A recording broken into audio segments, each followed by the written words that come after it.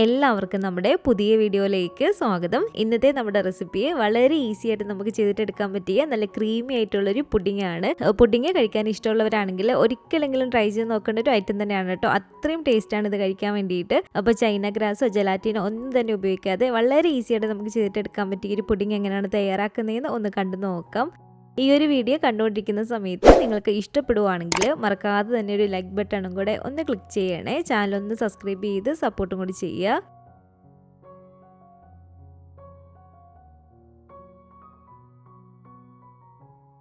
അപ്പോൾ ഈ ഒരു പുഡിംഗ് റെഡിയാക്കാൻ വേണ്ടിയിട്ട് ആദ്യം തന്നെ നമുക്കിതിലേക്ക് വേണ്ടത് ഇതുപോലെ ബിസ്ക്കറ്റാണ്. ഞാനിപ്പോൾ ഇവിടെ എടുത്തിരിക്കുന്നത് ലോട്ടസിൻ്റെ ഈ ഒരു ബിസ്ക്കറ്റാണ് കേട്ടോ. ഇപ്പോൾ ഈ ഒരു ബിസ്ക്കറ്റ് നിങ്ങളുടെ കയ്യിൽ ഇല്ലെങ്കിൽ ഇതിന് പകരമായിട്ട് നമുക്ക് പാർലേജിയുടെ ബിസ്ക്കറ്റ് വെച്ചിട്ടും ചെയ്തിട്ടെടുക്കാവുന്നതാണ്. പക്ഷേ ഈ ഒരു ബിസ്ക്കറ്റ് കിട്ടുകയാണെങ്കിൽ ഇതിൽ തന്നെ ഒന്ന് ചെയ്ത് നോക്കുക. ഇതിൽ ചെയ്യുമ്പോൾ ആ ഒരു കറക്റ്റ് ടേസ്റ്റ് കിട്ടും. ഇതൊരു 25 ബിസ്ക്കറ്റ് ഉണ്ട് കേട്ടോ. ഇനി ഈ ഒരു ബിസ്ക്കറ്റ് എല്ലാം തന്നെ ഇതുപോലെ മിക്സിയുടെ ഈ ഒരു ചെറിയ ജാറിലേക്ക് ഇട്ട് കൊടുത്തിട്ട് നമുക്കൊന്ന് പൊടിച്ചിട്ടെടുക്കാം. ഇത് കുറച്ച് ഏറെ തന്നെ ഉള്ളതുകൊണ്ട് ഒരു 2 തവണയായിട്ട് ഇട്ട് കൊടുത്തിട്ട് നമുക്കൊന്ന് പൊടിച്ചിട്ടെടുക്കാം ഇതുപോലെ. അപ്പോൾ ഇത് കണ്ടില്ല, ഈ ഒരു ബിസ്ക്കറ്റ് നമ്മൾ ഇതുപോലെ ഒന്ന് പൊടിച്ചെടുത്തതിന് ശേഷം വേറൊരു പാത്രത്തിലേക്ക് നമുക്കിതൊന്ന് മാറ്റി കൊടുക്കാം. ബാക്കിയുള്ളതും ഇതുപോലെ തന്നെ ഞാനൊന്ന് പൊടിച്ചെടുത്തിട്ടുണ്ട്. ഈ ഒരു പാത്രത്തിലേക്ക് ഇട്ട് കൊടുത്തിട്ടുണ്ട്. ഇനി നമുക്കിതിലേക്ക് വേണ്ടത് ഒരു 4-4.5 ടേബിൾ സ്പൂൺ അളവിൽ ഇതുപോലെ ബട്ടർ മെൽറ്റ് ചെയ്താണ് കേട്ടോ. ഉപ്പില്ലാത്ത ബട്ടർ തന്നെ വേണം നമ്മൾ എടുക്കാൻ വേണ്ടിയിട്ട്. അപ്പോൾ ഒരു 4-4.5 ടേബിൾ സ്പൂൺ അളവിൽ ബട്ടറും കൂടി ഇതിലേക്ക് ഒഴിച്ച് കൊടുത്തിട്ട് നന്നായിട്ട് ഇതൊന്ന് മിക്സ് ചെയ്തിട്ട് എടുക്കുക.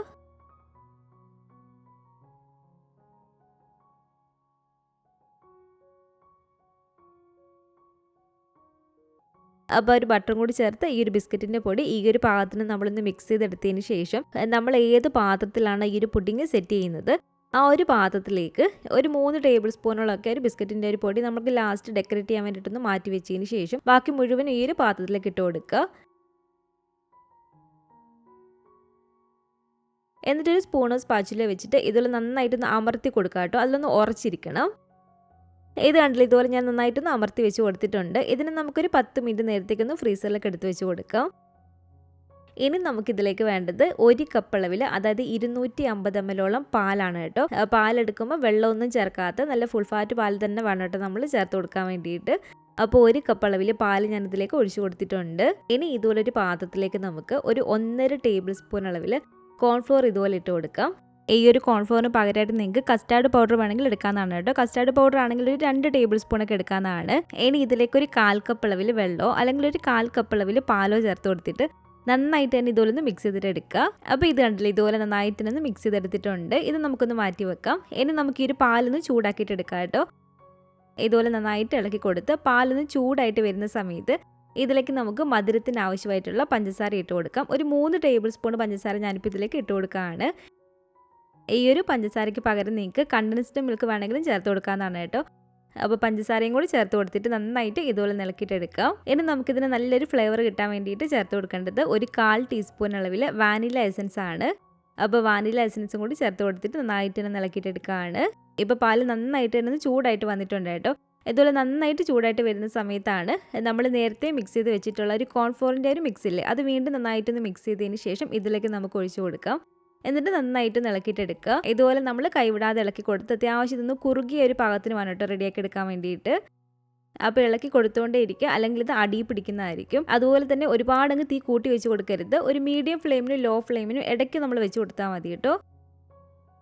അപ്പോൾ കൈവിടാതെ നന്നായിട്ട് തന്നെ ഇളക്കി കൊടുത്ത് ഈ ഒരു പരിവായിട്ട് നമുക്കൊന്ന് കുറുകി കിട്ടണം കേട്ടോ. ഇതുപോലെ ഒന്ന് കുറുകി വന്നാൽ അപ്പോൾ തന്നെ നമുക്ക് ഫ്ലെയിം അങ്ങ് ഓഫ് ചെയ്ത് കൊടുത്തേക്കാം. പിന്നെ നമ്മുടെ ഈ ഒരു കുറുകിയിട്ടുള്ള ഈ ഒരു പാലിൻ്റെ ഒരു മിക്സ് ആ ഒരു ചൂടോട് കൂടിയിട്ട് തന്നെ ഈ ഒരു ബിസ്ക്കറ്റിൻ്റെ ഒരു ലെയറില്ലേ, ആ ഒരു ലെയറിലേക്ക് മുഴുവനായിട്ട് ഇതുപോലെ ഒന്ന് ഒഴിച്ചു കൊടുക്കുക. എല്ലാ ഭാഗത്തും ഒരു പാലിൻ്റെ ഒരു മിക്സ് ആകുന്ന രീതിയിൽ നന്നായിട്ട് ഇതുപോലെ നമ്മൾ ഒഴിച്ചു കൊടുത്തിട്ടുണ്ട്. അപ്പോൾ ഇതുപോലെ നമ്മൾ ഒഴിച്ചു കൊടുത്തതിന് ശേഷം റൂം ടെമ്പറേച്ചറിൽ ഇരുന്ന് തന്നെ അതിന് ചൂട് നാറട്ടെ കേട്ടോ. ഇനി നമുക്കിതിലേക്ക് വേണ്ടത് 1 കപ്പ് അളവിൽ നല്ല തണുത്ത വിപ്പിംഗ് ക്രീമാണ്. ഞാനിപ്പോൾ ഇവിടെ എടുത്തിരിക്കുന്ന ഈ ഒരു വിപ്പിംഗ് ക്രീമിന് മധുരമുള്ള വിപ്പിംഗ് ക്രീമാണ് കേട്ടോ എടുത്തിട്ടുള്ളത്. ഇനി നിങ്ങൾ എടുക്കുന്ന വിപ്പിംഗ് ക്രീമിന് മധുരമില്ലെങ്കിൽ ഇതിലേക്ക് നമുക്ക് മധുരത്തിന് ആവശ്യമായിട്ടുള്ള പഞ്ചസാര പൊടി ചേർത്ത് കൊടുക്കേണ്ടതാണ്. ഞാനിതുപോലെ പുഡിങ്ങും കേക്കൊക്കെ ഉണ്ടാക്കുന്ന സമയത്ത് സ്ഥിരമായിട്ട് യൂസ് ചെയ്യുന്നത് മാക്ടോപ്പിൻ്റെ വിപ്പിംഗ് ക്രീമാണ് കേട്ടോ. മധുരമുള്ള ഒരു മാക്ടോപ്പിൻ്റെ വിപ്പിംഗ് ക്രീം. ഇനി നമുക്കിത് നന്നായിട്ട് ഒന്ന് ബീറ്റ് ചെയ്തിട്ട് എടുക്കാം.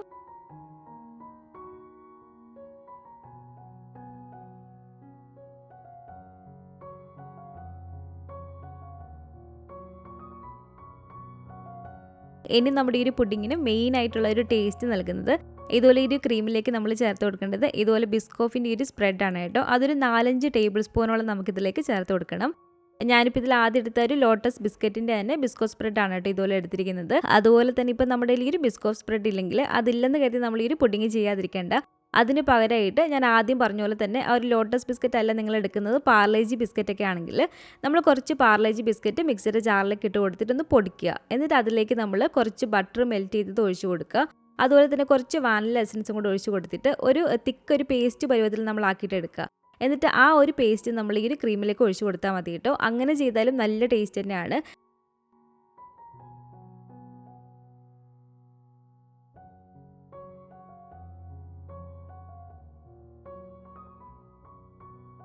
അപ്പോൾ ഇതുണ്ടല്ലേ, ഈ ഒരു പരുവത്തിന് വേണം നമ്മൾ ഈ ഒരു ക്രീം ഒന്ന് ബീറ്റ് ചെയ്തെടുക്കാൻ വേണ്ടിയിട്ട്. ഈ ഒരു ക്രീമിൽ നമ്മൾ ഒരു സ്പ്രെഡും കൂടി ചേർത്ത് കൊടുത്തുകൊണ്ട് തന്നെ നല്ല ടേസ്റ്റാണ് കേട്ടോ ഈ ഒരു ക്രീം കഴിക്കാൻ വേണ്ടിയിട്ട്. അപ്പോൾ ഈ ഒരു ക്രീം ഫുള്ളായിട്ട് തന്നെ നമുക്ക് ഇതിൻ്റെ മുകളിലേക്ക് തേച്ച് കൊടുക്കാം. നമ്മൾ ഇതിലേക്ക് ഒരു പാലിൻ്റെ ഒരു മിക്സ് ഒഴിച്ച് കൊടുത്തിട്ടില്ലേ, അതിൻ്റെ ചൂട് പൂർണ്ണമായിട്ട് മാറി അത് ജസ്റ്റ് ഒന്ന് ഉറച്ച് വന്നതിന് ശേഷമാണ് കേട്ടോ നമ്മൾ ഇതുപോലെ ഒരു ക്രീം ഒന്ന് സ്പ്രെഡ് ചെയ്ത് കൊടുക്കാൻ വേണ്ടിയിട്ട്.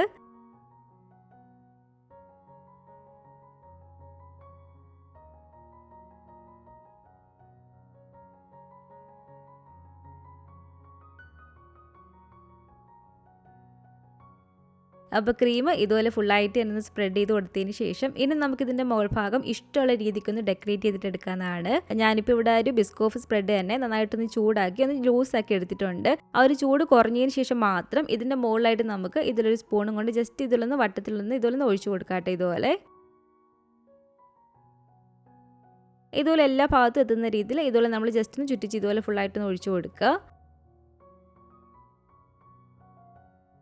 അപ്പോൾ ഇതുപോലെ നമ്മളൊന്ന് ഒഴിച്ചു കൊടുത്തതിന് ശേഷം ഒരു സ്റ്റിക്ക് വെച്ചിട്ട് ഇതിൽ റൗണ്ടാക്കി തന്നെ നമുക്ക് ചുറ്റിച്ച് ഒറ്റിച്ചൊരു ഡിസൈൻ പോലെ ഇതുപോലെ ഒന്ന് വരച്ച് കൊടുക്കാം. അപ്പോൾ ഇതുണ്ടല്ലോ, വളരെ ഈസി ആയിട്ട് തന്നെ നമുക്കൊരു ഡിസൈൻ ഇതുപോലെ കൊടുക്കാൻ പറ്റും. ഇതിന് പകരമായിട്ട് നിങ്ങൾക്ക് ഇതിൻ്റെ മുകളിലേക്ക് നട്ട്സ് ഒക്കെ ഇട്ട് കൊടുത്താലും മതി കേട്ടോ. നമുക്ക് ഇഷ്ടമുള്ള രീതിയിൽ ഇത് ഡെക്കറേറ്റ് ചെയ്തിട്ട് എടുക്കാവുന്നതാണ്. അപ്പോൾ ഒരു ഡിസൈൻ നമ്മൾ ഇതുപോലെ ഒന്ന് വരച്ച് കൊടുത്തതിന് ശേഷം ഇതിൻ്റെ സൈഡിലായിട്ട് ഞാൻ ആദ്യമേ ഒരു ബിസ്ക്കറ്റിൻ്റെ പൊടി നമ്മൾ ഒരു ബട്ടറായിട്ട് മെൽറ്റ് ചെയ്തത് ഒരു 3 ടേബിൾ സ്പൂണോളം എടുത്തൊന്ന് മാറ്റി വെച്ചിട്ടുണ്ടായിരുന്നു. അത് നമുക്കിതിൻ്റെ സൈഡിലായിട്ട് ഇതുപോലെ ഇട്ട് കൊടുക്കാം.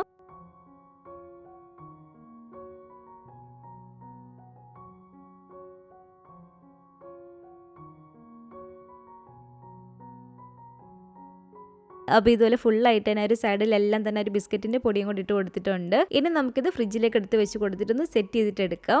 ഏകദേശം ഒരു 5-6 മണിക്കൂറോളം എടുക്കട്ടെ നന്നായിട്ട് നമുക്കൊരു പുഡിംഗ് ഒന്ന് സെറ്റായി വരാൻ വേണ്ടിയിട്ട്. അപ്പോൾ ഇതുപോലെ കവർ ചെയ്തിട്ട് നമുക്കിത് ഫ്രിഡ്ജിലേക്ക് എടുത്ത് വെച്ച് കൊടുക്കാം. അപ്പോൾ ഇത് കണ്ടില്ല, ഏകദേശം ഒരു 5-6 മണിക്കൂറൊക്കെ ആകുമ്പോഴത്തേക്കും ഈ ഒരു പുഡിംഗ് എനിക്കിവിടെ നന്നായിട്ട് തന്നെ സെറ്റായി വന്നിട്ടുണ്ട്. കാണാൻ തന്നെ നല്ല അടിപൊളിയായിട്ടുള്ളൊരു പുഡിങ്ങാണ്. കഴിക്കാനും നല്ല അടിപൊളി ടേസ്റ്റാണ് കേട്ടോ. ഒരിക്കലെങ്കിലും നിങ്ങൾ പുഡിങ് കഴിക്കാൻ ഇഷ്ടമുള്ളവരാണെങ്കിൽ ഈ ഒരു പുഡിംഗ് ഒന്ന് ഉണ്ടാക്കി നോക്കണം. നിങ്ങൾക്കിത് ഇഷ്ടപ്പെടും എന്നുള്ള കാര്യം 100% ഉറപ്പാണ്. അത്രയും ടേസ്റ്റാണ് ഇത് കഴിക്കാൻ വേണ്ടിയിട്ട്. അപ്പോൾ ഇതുണ്ടല്ലോ, നല്ല അടിപൊളിയായിട്ട് തന്നെ നമ്മുടെ ഈ ഒരു ബിസ്ക്കറ്റ് പുഡിംഗ് ഇവിടെ റെഡി ആയിട്ടുണ്ട് കേട്ടോ. കുട്ടികൾക്കാണെങ്കിലും വലിയവർക്കാണെങ്കിലും ഒരുപാട് ഇഷ്ടപ്പെടുന്ന ഒരു അടിപൊളി ഐറ്റമാണ്. അപ്പോൾ ഇതുപോലെ നിങ്ങൾ ഉണ്ടാക്കി നോക്കുകയാണെങ്കിൽ നിങ്ങളുടെ അഭിപ്രായങ്ങളൊക്കെ മറക്കാതെ തന്നെ നമ്മുടെ കമൻറ്റ് ബോക്സിൽ വന്ന് അറിയിക്കുക. അതുപോലെ തന്നെ ഈ ഒരു വീഡിയോ ഇഷ്ടപ്പെട്ടെങ്കിൽ മറക്കാതെ തന്നെ ഒരു ലൈക്ക് ബട്ടണും കൂടെ ഒന്ന് ക്ലിക്ക് ചെയ്യണേ. നിങ്ങളുടെ ഫാമിലിയും ഫ്രണ്ട്സും ഒക്കെ ആയിട്ട് നമ്മുടെ ഒരു വീഡിയോ ഒന്ന് ഷെയർ ചെയ്ത് കൊടുക്കുക. പുതിയതായിട്ട് ഈ ഒരു ചാനൽ ആരെങ്കിലും കാണുന്നുണ്ടെങ്കിലും ഇതുവരെയായിട്ടും ഈ ഒരു ചാനൽ സബ്സ്ക്രൈബ് ചെയ്തിട്ടില്ലെങ്കിലും താഴെ കാണുന്ന ഒരു റെഡ് സബ്സ്ക്രൈബ് ബട്ടണും കൂടെ ഒന്ന് പ്രസ് ചെയ്ത് സപ്പോർട്ട് ചെയ്യണേ. കൂട്ടത്തിലെ കാണുന്ന ബെൽ ഐക്കണും കൂടെ ഒന്ന് ക്ലിക്ക് ചെയ്ത് അതിൽ ഓൾ എന്നൊരു ഓപ്ഷൻ തന്നെ കൊടുക്കുകയാണെങ്കിൽ ഞാൻ പുതിയ റെസിപ്പികളൊക്കെ ഇടുന്ന സമയത്ത് നിങ്ങൾക്ക് അതിൻ്റെ നോട്ടിഫിക്കേഷൻ കിട്ടുന്നതായിരിക്കും.